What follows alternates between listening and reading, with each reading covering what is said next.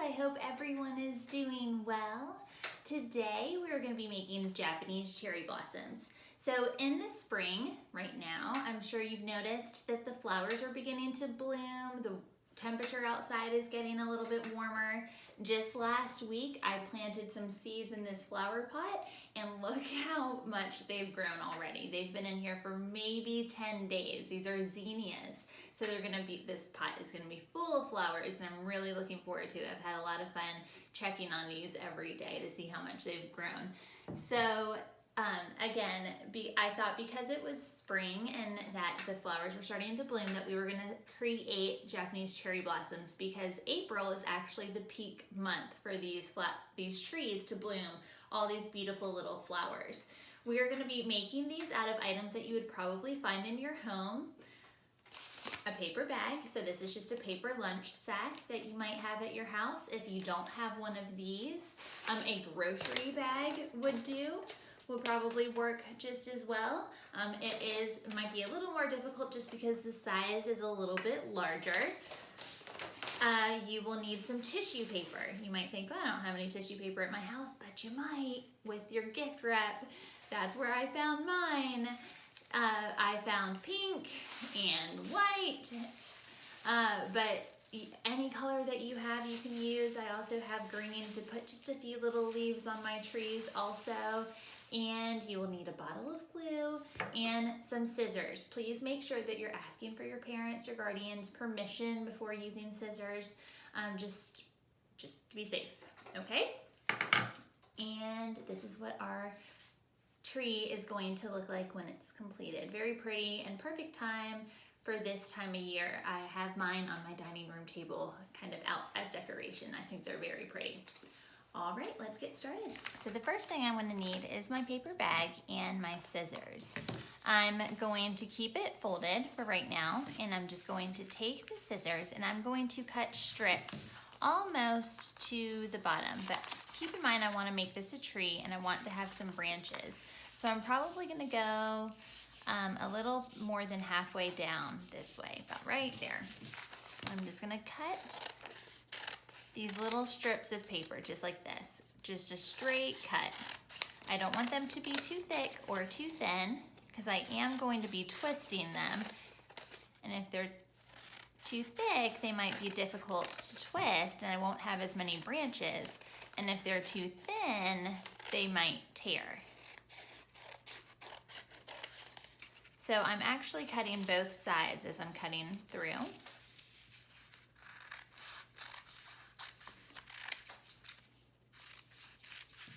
Just like that. So I've cut these strips close to the bottom of the bag, but not all the way because I am going to be making it into the tree trunk. So now that I've done that, I'm going to very carefully open up the bag, kind of reach down inside, so now it'll stand up.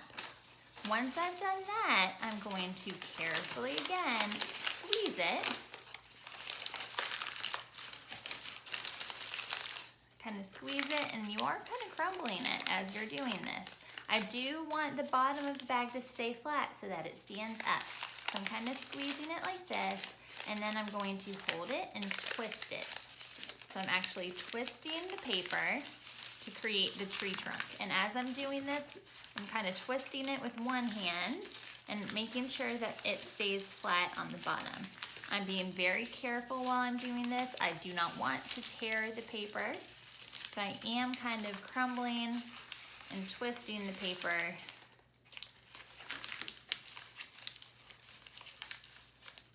And I'm twisting it pretty tight so that it stays in place.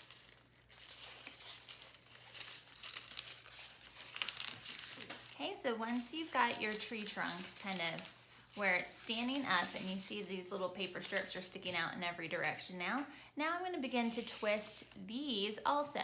I might grab maybe 2 strips at a time, 2 or 3, and I'm just kind of twisting them like a twist tie almost. Just kind of twisting so that it's making this branch kind of round and it's no longer flat and it's more round like a tree branch. So I've got one done, and I'm just gonna do the same thing. See here, I've got two. I'm gonna go ahead and twist those together also.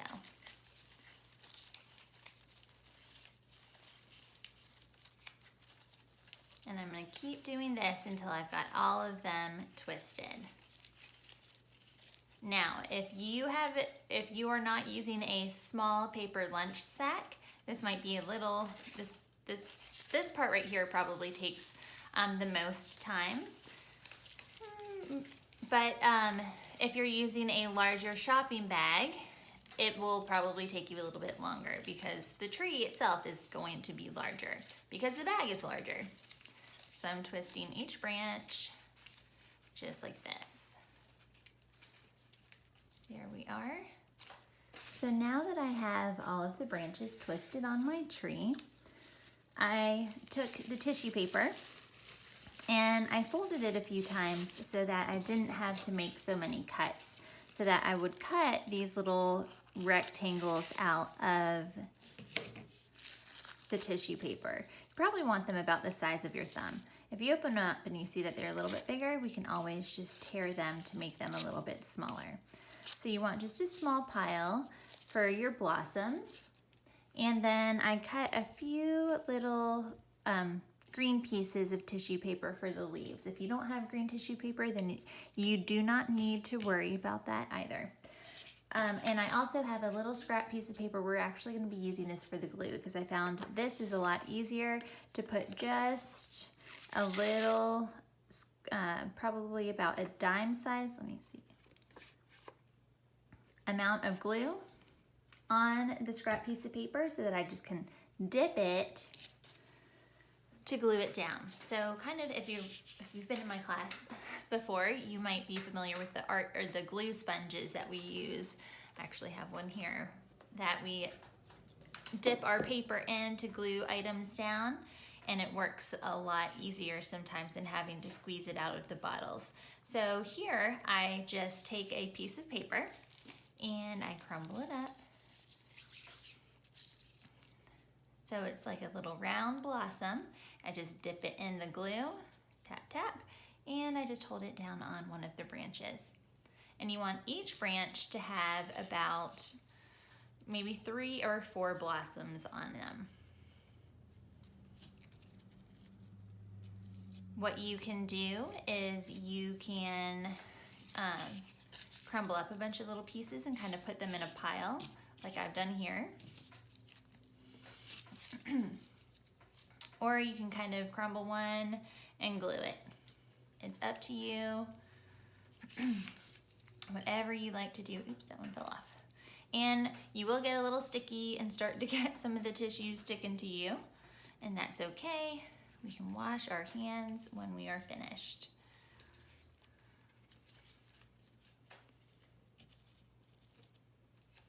All right, so I'm gonna speed up the video, and you can pause if you need to while you're working.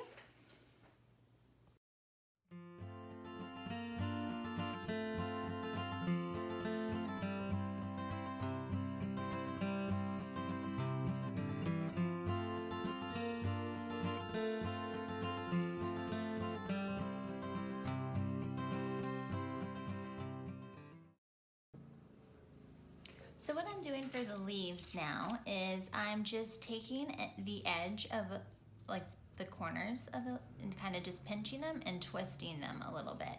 So I'm not completely crumbling them so they look like blooms. I'm actually leaving part of it flat and just kind of pinching a little sticky side on next to one of the blooms. But again, this part is optional if you don't have green paper or if you just don't want to add leaves to your blossom tree, then that is fine too.